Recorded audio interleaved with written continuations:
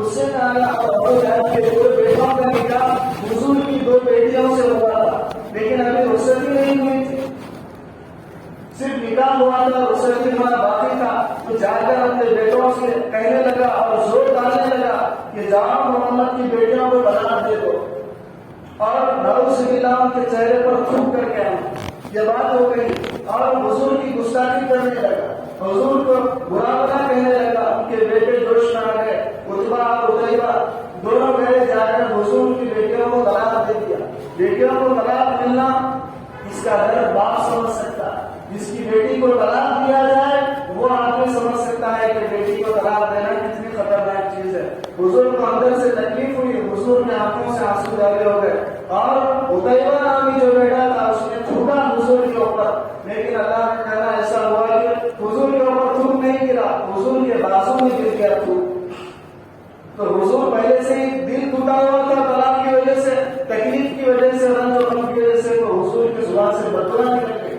اللہم صلی علیہ قلبا من کلاب، یا اللہ اس پر کسی درندے کو مسلط کر دے، تیرے کتوں میں سے کسی کتے کو اس کے اوپر مسلط کر دے۔ جب یہ بات سنا تو پریشان ہو گیا ہوتا، حضور کو ماننے کے لیے تیار نہیں تھا، لیکن جب حضور کی زبان سے بددعا نکلی تو آ کر پوری زندگی حیرت میں جینے لگا، ہر وقت اپنی حفاظت کرنے لگا کہ میری موت تو کسی درندے کی وجہ سے آئی، ہر وقت ڈرتا رہتا، ہر وقت پریشانی کے عالم میں رہتا۔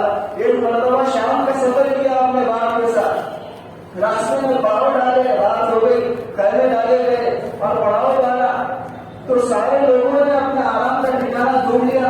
تو یہ جو حضور کے اوپر تھوکا تھا عتیبہ، یہ کہنے لگا سارے لوگوں کو، اے لوگوں مجھے پتا ہے کہ مجھے حضور نے بددعا دی ہے، میری موت بڑی خطرناک آنے والی ہے، مجھے اپنی حفاظت کرنا ہے، ایک کام کرو تم سارا سامان جمع کر دو اور ٹیک لگا دو سامان کا، اور میں اس سامان کے اوپر سوؤں گا اور تم سارے لوگ میرے آس پاس میں سو، مجھے اپنی جان کا خطرہ ہے کیونکہ حضور نے میرے متعلق بددعا کی ہے۔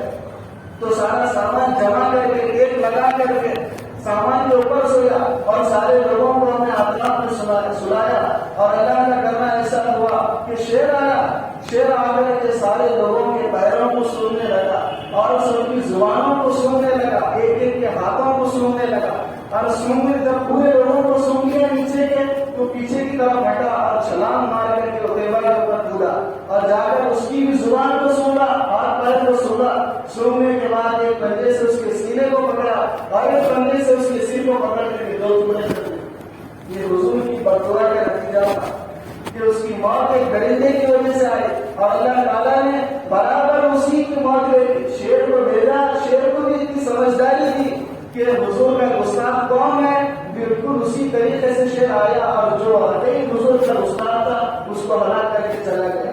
ابو لہب کی موت کیسے آئی؟ گستاخوں کی موت دیکھیے آپ کیسے آتی ہے۔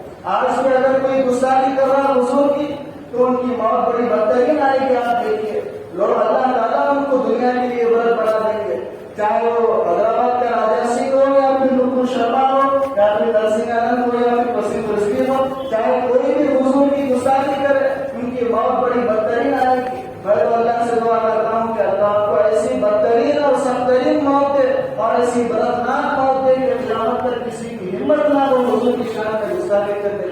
ابو لہب کی موت کیسی آئی؟ اللہ تعالیٰ نے اتنی خطرناک بیماری میں اس کو مبتلا کر دیا کہ اس کی جسم سے اتنی غلیظ بو آتی تھی کہ ان کے بیٹوں نے، ان کے رشتے داروں نے اپنے گھر سے نکال دیا اس کو، اور اپنے گھر سے کسی دور جگہ لے جا کر کے ایک گندے کمرے میں اس کو بند کر دیا، نہ اس کو کھانا دیتے، نہ اس کا علاج کرتے، نہ اس کی بات سنتے، نہ اس کی ملاز پرسی کرتے، اس کو کمرے میں ڈال کر کے بند کر دیا۔ سارا دن چلاتا پکارتا اور اندر سے ہدایت دیتا، کوئی اس کی سننے والا نہیں تھا۔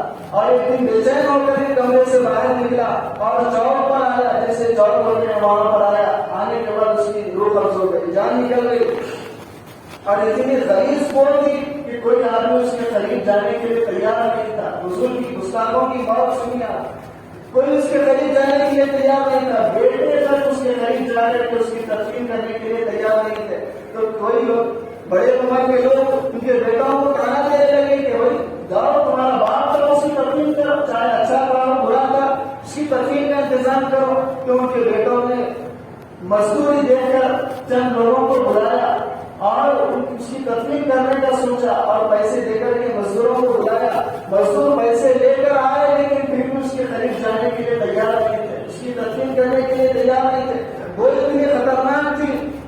کہ دور سے گڑھا کھولنے کے بعد بڑے بڑے بموں سے اس کو دور سے ڈھکل کر کے گڑھے میں گرا دیا. اس کے قریب جا کر کے اس کی تدفین کرنے کے لیے مزدور تیار نہیں ہوئے. تو گستاخوں کی موت ایسے آتی.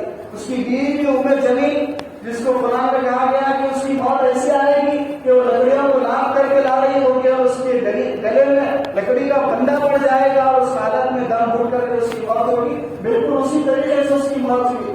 مالدار تھی لیکن بڑی کنجوس تھی.